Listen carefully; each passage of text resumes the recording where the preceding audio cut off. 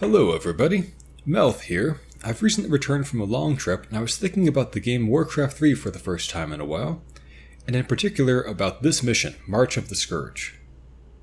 People often say that it's one of the hardest missions in the entire game, despite being part of the first campaign, and I would generally agree with that. I also think it's one of the best survival missions ever put in any RTS, period. So I think it's well worth making a video about, even though I don't intend to do the rest of Warcraft 3. Don't worry, I'll be back to Age of Mythology after this.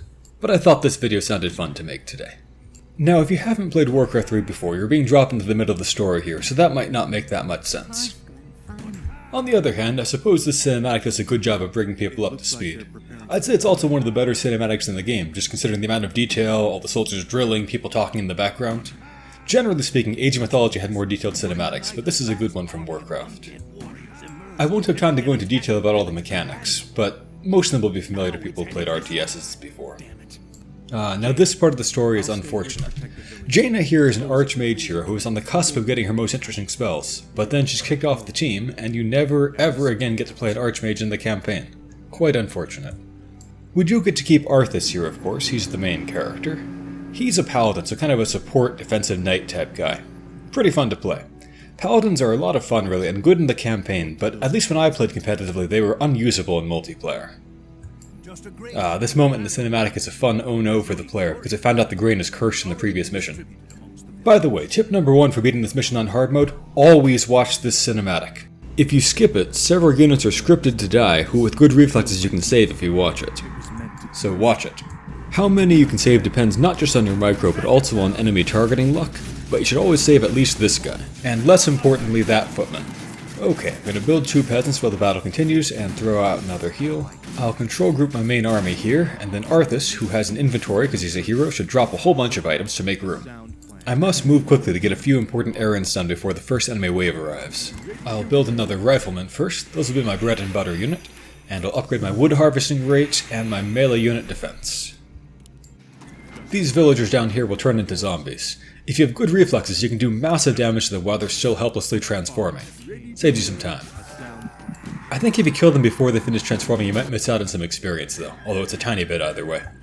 Back in the base, I'll put 3 new peasants on lumber, and the reason I took the army out this way was to get this scroll of healing. You could head to this location to pick up 3 free footmen, by the way, but I wouldn't recommend it at the start. First of all, footmen are just trash, and there's this really important mechanic in Warcraft called Upkeep. Basically, if you go over a certain population threshold, 40, you take a penalty on your gold income from then on. So you don't want to fill up your population, or food they call it in this game, with junk units. This is one of the best mechanics I've ever seen in any kind of RTS, and fixes one of the big problems with the genre.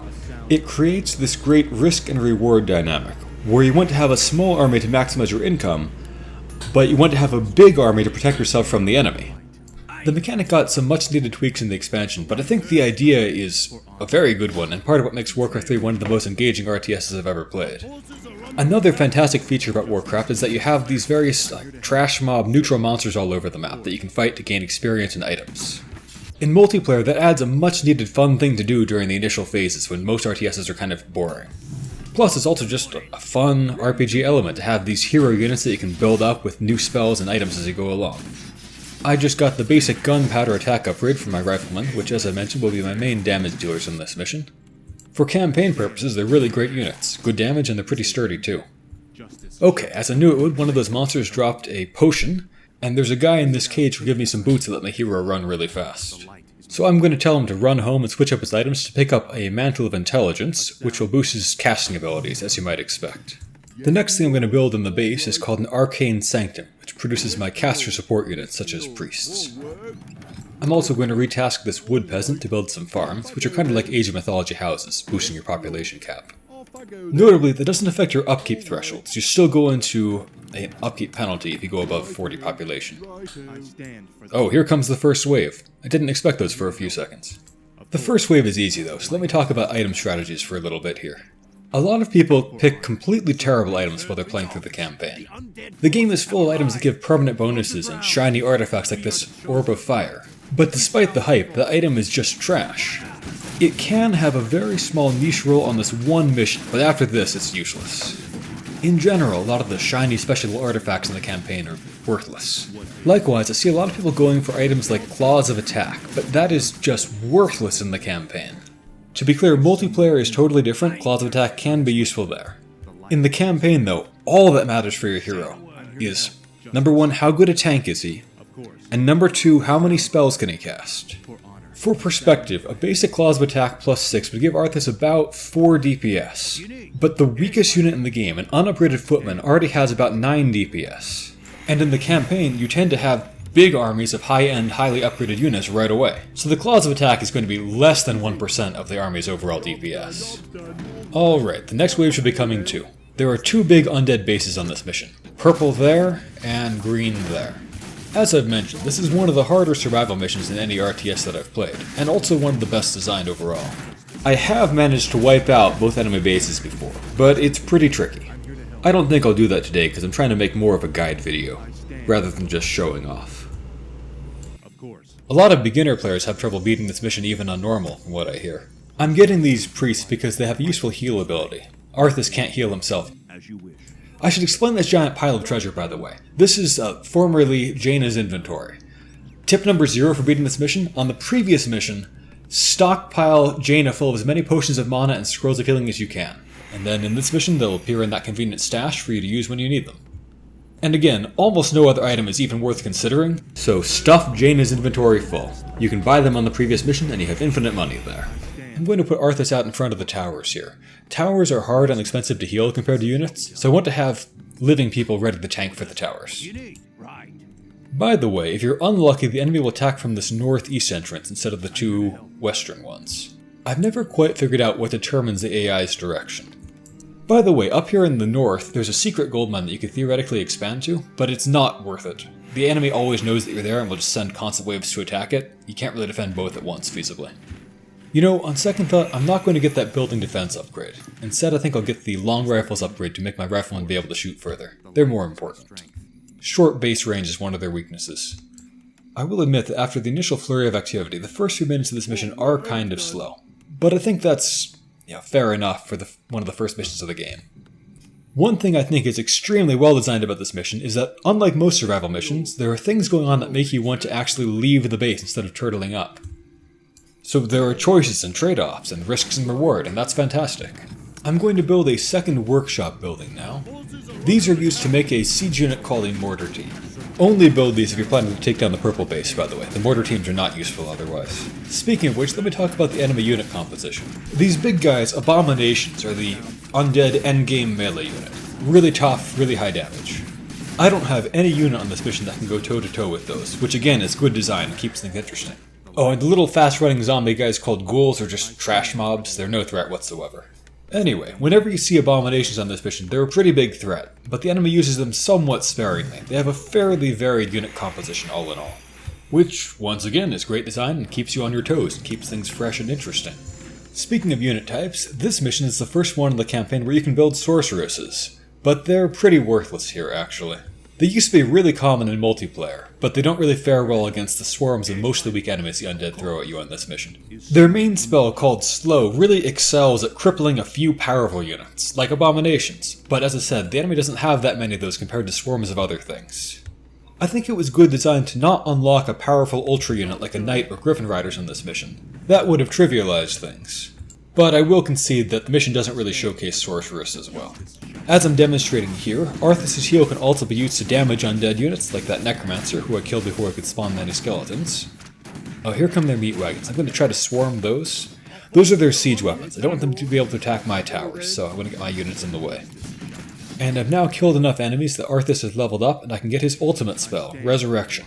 It's a very powerful spell. If you have up to 6 of your own dead land units nearby, it'll revive the 6 most powerful at full health. Extremely powerful, and extremely cost-effective when you consider that it only costs as much as 3 holy lights.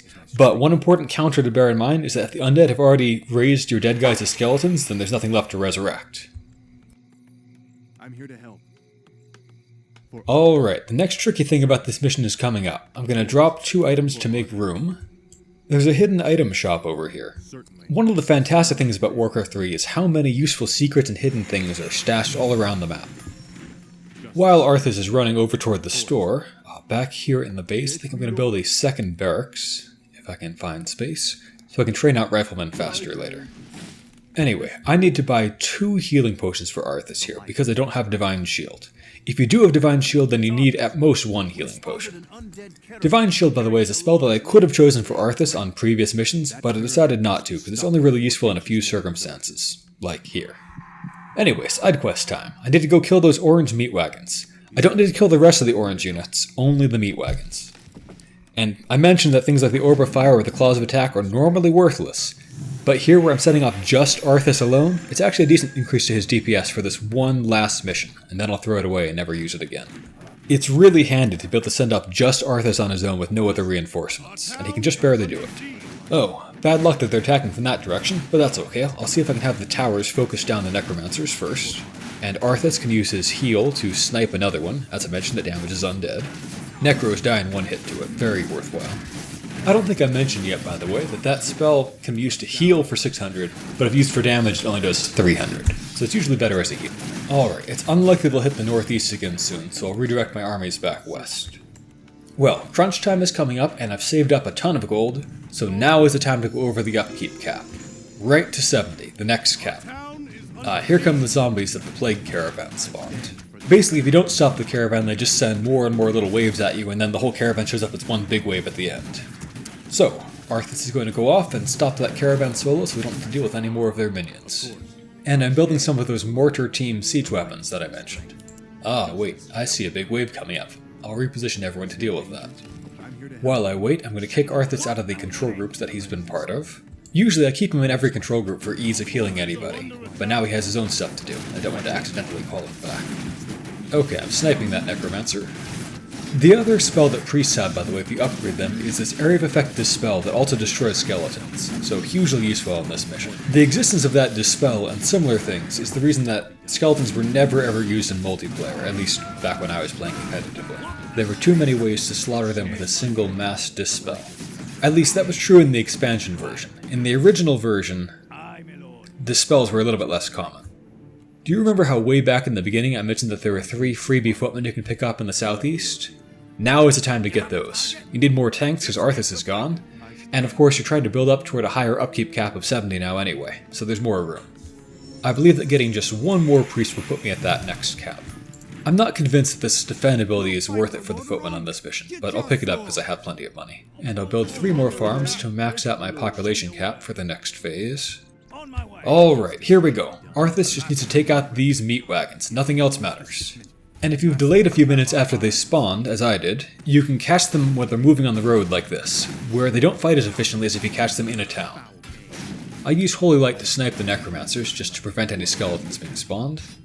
And I want to micro so that as few abominations as possible are capable of attacking me at once. I want the rest just going to be blocking each other or the meat wagons blocking them. That will greatly reduce the damage Arthas needs to be able to tank. Alright, 1 meat wagon left. I can just catch up to it. If I can get past all these guys, that is. Uh-oh. In this position it might be hard to run through this mob of guys. Nope, they've blocked me. Okay, I backed up, I'll try again. Go, go, go. Oh, whoops. I had a priest set to run to Arthas, so that suicided him into the enemy base. Oh well. No real harm done. Alright, I'm gonna kill that meat wagon before it gets away. There's a bunch of neutral ogres guarding a healing fountain up here, by the way. It's not worth bothering with. They're strong opponents, the healing fountain is too inconvenient a place to be worthwhile to you, and they don't really drop any useful treasure. Okay, the meat wagon drops a useful item and a town portal scroll, which I can use to get out of here. You're invincible while you use that. And this Medallion of Courage item, as I said, is actually very useful. I said that the only 2 things that matter in the campaign for your heroes are tanking and spellcasting, and the Medallion of Courage makes you better at both, actually. It gives you more HP, more mana, and more regeneration for both of them. So, a very useful item for the rest of the campaign. And that, again, is one of the best things about the Warcraft 3 campaign compared to most RTSs, which is that the things that you find along the way and the secrets and quest rewards you get are permanently useful for the rest of the campaign. Whereas in Age of Mythology you can find some cool secrets, but they're at best useful for 1 mission and then they cease to exist. The enemy has upgraded their necromancers, they have more HP, so they can actually survive a hit from Holy Light now. With a little bit of micro, it's still pretty easy to hit them with a Holy Light and then finish them off with 1 attack from anybody else. Alright, it's time for the big push. So I'm actually going to go over the next upkeep income penalty threshold, and I'm going to build a ton of mortar teams. Are you looking forward to the big push? No, sir, I'm absolutely terrified. The healthy humor of the honest Tommy. It's not enough to just beat Purple's standing forces. You need to beat them quickly and tear up his base quickly. So bring lots of siege weapons, 6 to 10 or so, and also bring all the useful consumable items you can. Tons of scrolls of healing and potions of mana, and just flood them out. There is no moment harder than this to save them for. As I mentioned, I'm going to go straight to 90 population, which is the absolute maximum until the expansion. I'm going to put Arthas in every control group so we can heal everybody easily. One control group per unit type, since I have so many guys, it'll make it easier to manage. And I want to get my position squared away to take out one more set of waves before I attack. You want to maximize that safe window where your base won't be hit while you're away. The perfect scenario is that Purple sends a big wave, including his hero, called the Lich, and then Green attacks. And once Green attacks, then I go for Purple's base while his hero is dead and Green is recuperating too. And if I bring like 8 siege weapons, I can wipe out most of Purple's base in between Green waves. So that's the idea there. Gotta do it fast, since I can't stay away from home indefinitely. So, where is the next wave coming from? I'm going to put a guy down there to tank for the towers, just in case the enemy comes from that side. I'm picking up this flare upgrade, by the way, because I have tons of money. It lets your mortar team just reveal an area of the map from any distance. Ah, here comes something. Oh, they sent their Lich. Okay. It's going to be a tough fight then. He's a hero like Arthas. Perfect. I baited out his powerful area of effect nuke and made him waste it on just Arthas. Oh, they've cast their Frenzy buff on their abominations. That's extremely powerful. You know, I think I'm going to actually do something very unusual here. I'm going to deliberately lose a lot of guys rather than try to heal them, and then just resurrect them all. That'll be the most efficient way to win this fight super fast. As long as I don't let the Necromancers raise anybody as a skeleton.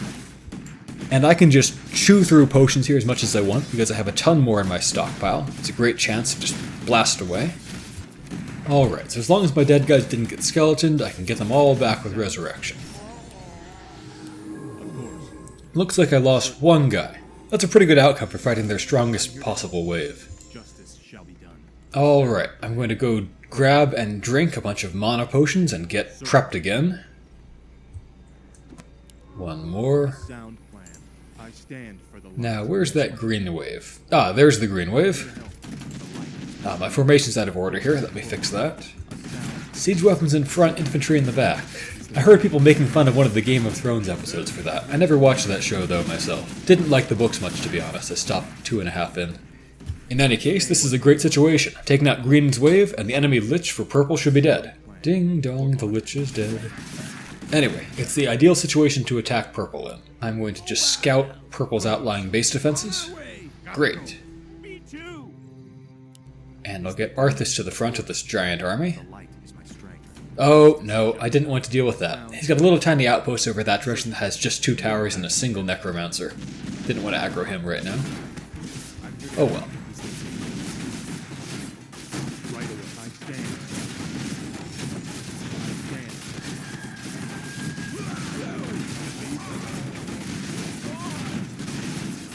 I better start dispelling that Ultra Frenzy buff off the Abominations to reduce their attack speed back down to normal.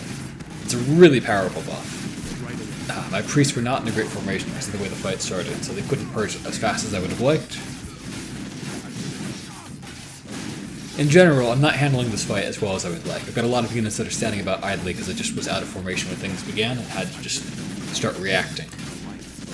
Luckily, my strategy is good enough that tactical imperfections won't sink things. Alright, their resistance is broken. I can start moving forward into the base and start sweeping it up. I think I'll mostly start on the north side and then force my way westward. Oh, there's that Lich again. Just revived.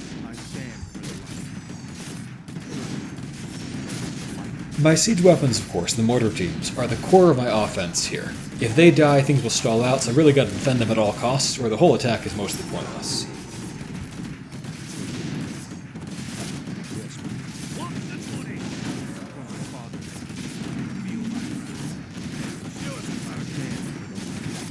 Justice shall be done. What do you need? I'm here to help. Now's a pretty good chance to throw out one of my scrolls of healing.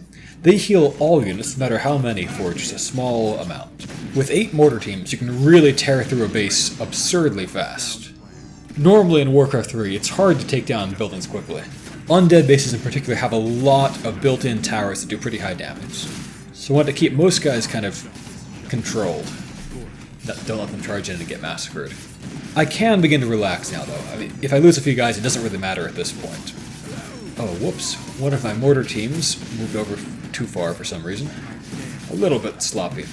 My micro has not been great in this battle. But that's alright. I haven't really played Warcraft in years and I'm a little bit jet lagged today, so that's my excuse and I'm sticking to it. I think it has been like 5-6 years since I really played any Warcraft.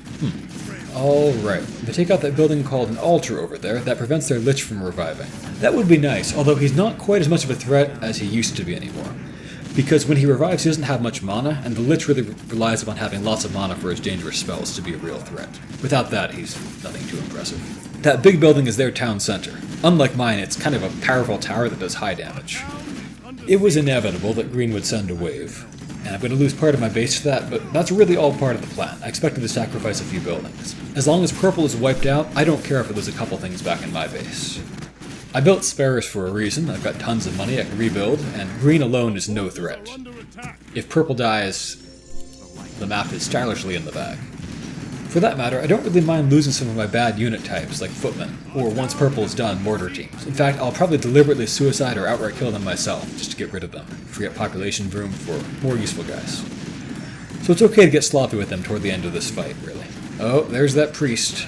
I do want to keep the priests alive. Priests really require a lot of babysitting, due to both fragility and kind of a questionable AI. Just constant adult supervision required. And they are pretty valuable units on this mission, since you need a lot of them to maintain heals and dispels when there's lots of plague going around to sap your mana. Alright, that's actually it pretty much.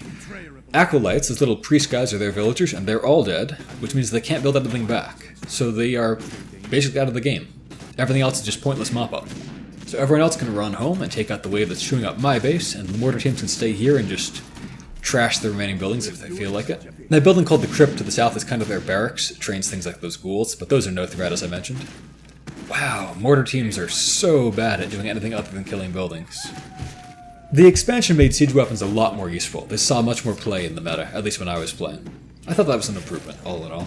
Anyway, at this point, I'm deliberately trying to get a lot of my guys killed. I want to head back down toward 70 food so I can get more money again. I want to get below that upkeep threshold, as I mentioned. That ghoul is doing its heal over time ability called Cannibalize.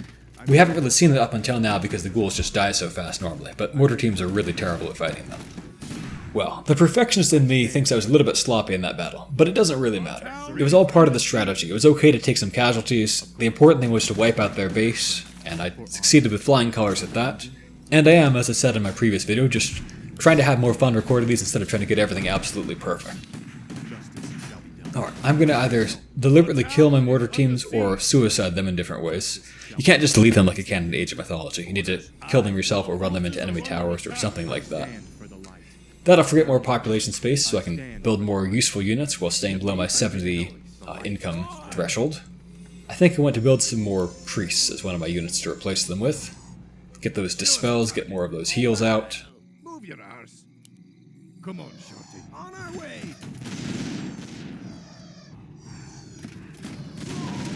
Come on, Shorty. On our way. Gotta go. Me too. Well, home sweet home. I'm back in the base. Let me pick up some of those permanent items now that I've used most of my consumables. They were all well spent. That was a good bit of my strategy. One pitfall I've just remembered that you should watch out for is a lot of my priests have been wasting mana trying to fix the tiny damage from the Undead Disease Cloud ability. Not worth it. Turn off auto-casting healing so they don't waste mana on that. Alright, good riddance to that Orb of Fire. I never want to see that item again. So overhyped. Because I forgot that Disease Cloud will waste all my priest mana, I don't have enough to dispel that Unholy Frenzy buff the Necros put on the Abominations. So, the only way to stop them from dealing massive damage is just to kill the Abominations directly. Well, pretty much a harmless mistake at this point. And rediscovering that hazard is a good tip for you guys out there, I guess. I salvaged that situation with some pretty good micro, actually. I only lost a single footman, They did do Raise Dead on him, so I can't actually do Resurrect. I'll demonstrate that now. It says no corpses that I can resurrect, because the only guy who was dead was turned into skeletons. So, a very good outcome all in all.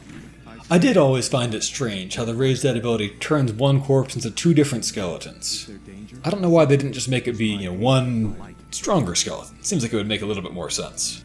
Well, this massive priest that I've acquired will be pretty useful for just power healing through Disease Cloud and dispelling all those annoying powerful frenzy buffs that they've got.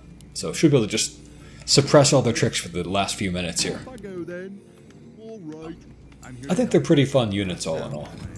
I'm not sure whether it's more fun to just take down the Necros in one shot with Holy Light, or to just wait for them to swarm skeletons and then blow them all up with one Dispel. Both are pretty funny.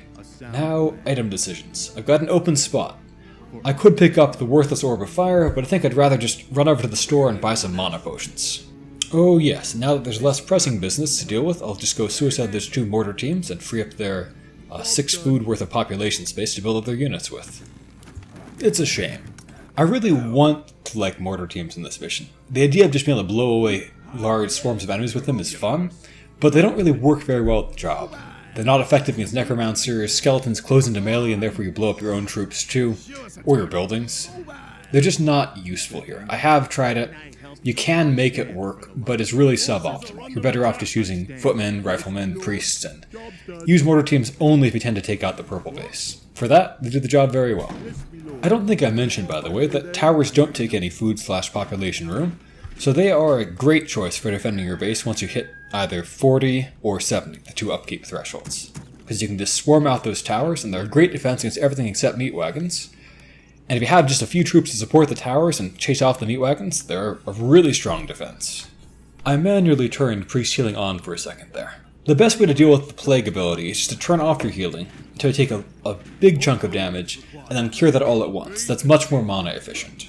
I'm going to cancel that footman I was building. I think the money will be better spent upgrading the tower.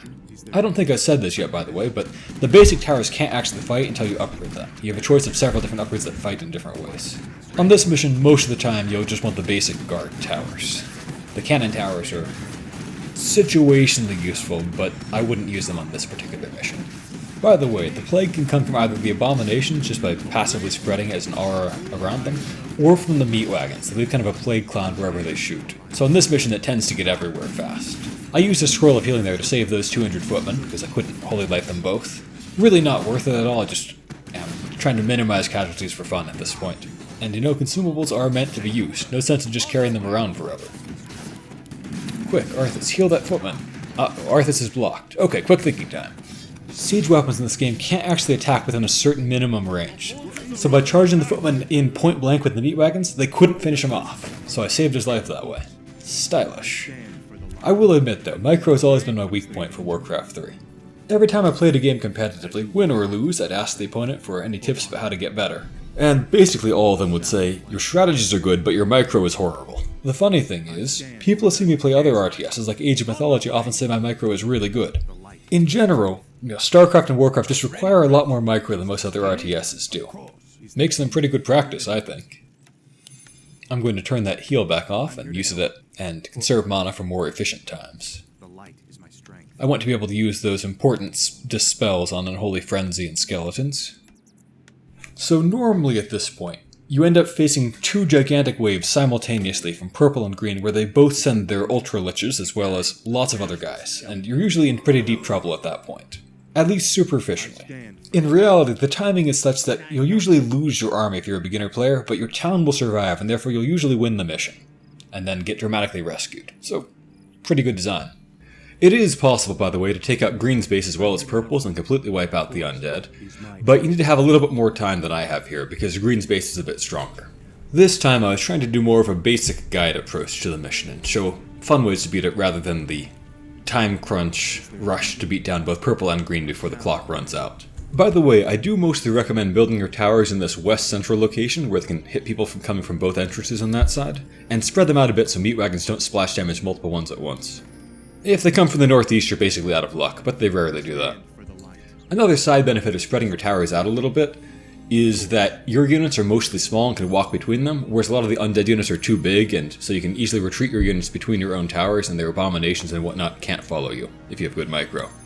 Oh, I want to talk about some of the other secrets on the map.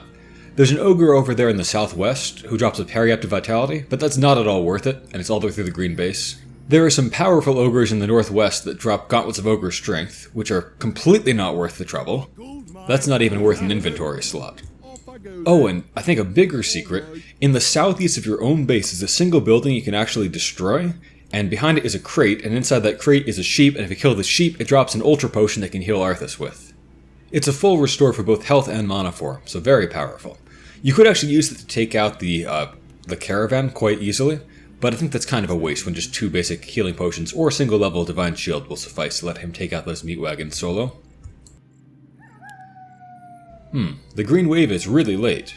I mean, even if I was a beginner and they showed up now, they wouldn't really have time to wipe out my base anymore. Oh, here they are.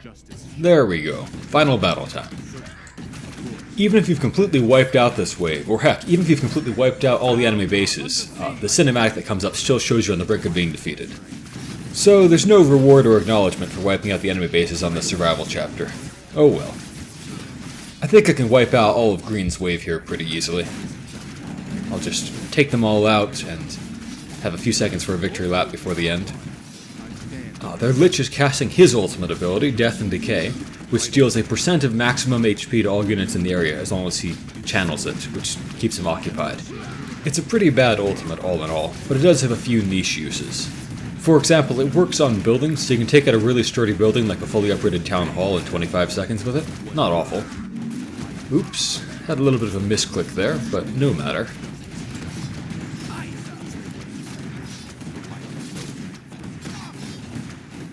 Alright, gonna take out their Ultra Lich here. And stop their supposedly unstoppable Doom wave. There's no benefit anymore to keeping my own guys alive, so I'll play a little more aggressively and let them die if I need to.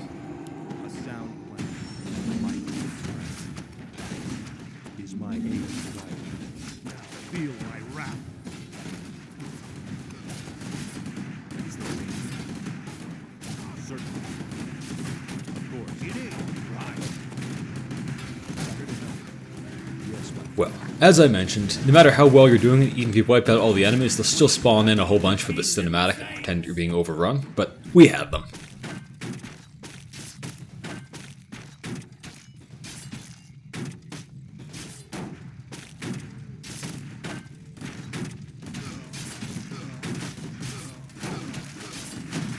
It's always looked a little bit silly to me, the way that ghoul just kind of sits there for 2 seconds while Arthas talks before he hits it. Should have probably been attacking him.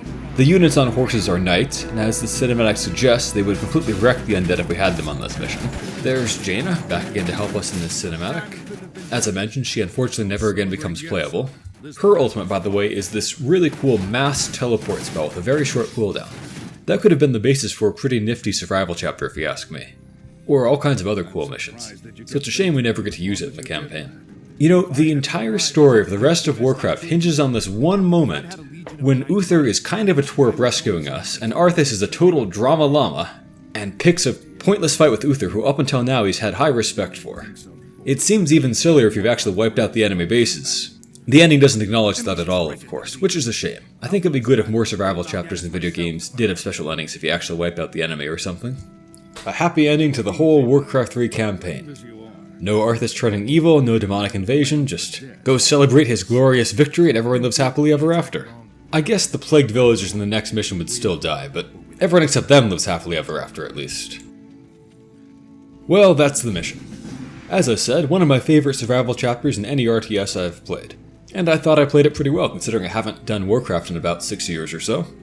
I'm back to Age of Mythology, and one secret project I think some of you will enjoy a lot.